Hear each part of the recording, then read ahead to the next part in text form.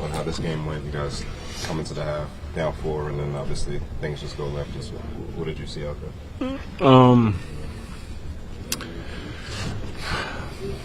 don't know. I mean, they obviously played well. They played fast.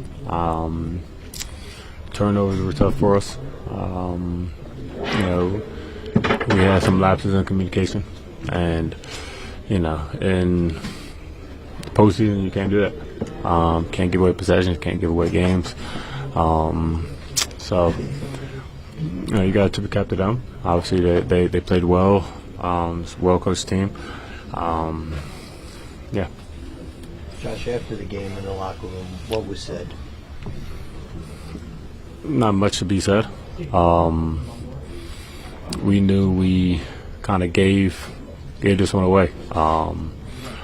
You can't start 0-2, especially losing 2 at home, but you can't give away games in the playoffs. It's tough. We're all disappointed and frustrated, and we'll take that into the summer and make strides and work on our games individually and get back into the summer and work on that as a collective. So it's the next step, and yeah. Josh, personally, how would you reflect on yourself for this series? You came out of the starting lineup. There were some highs, some lows. How would you reflect on your own series? Just kind of disappointed. I had some good games, some bad games. I just was trying to find it. I couldn't find it. Obviously, extremely disappointed. Could have and should have played better. That was going to sting for a while. You guys obviously don't advance here, but given everything that you went through during the regular season and winning the first round, being off from Boston in the second round, just how do you view the season in totality? Obviously, you didn't get what you wanted today, but is there a lot to be proud of for the year that you guys had? It's always tough to answer that question, especially in a moment like this. But I think we handled adversity well. I think we grew as a team. There were the good moments and bad moments, just like every season, and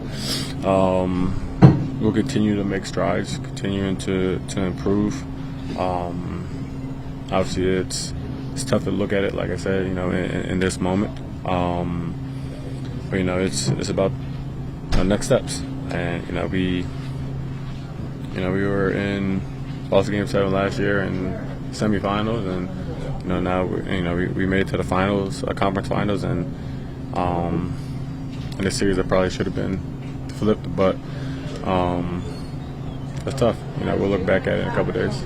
In your A couple more guys. Is running is taking the next steps simple as running it back with the same group and building continuity, or is something more drastic? Anything has that?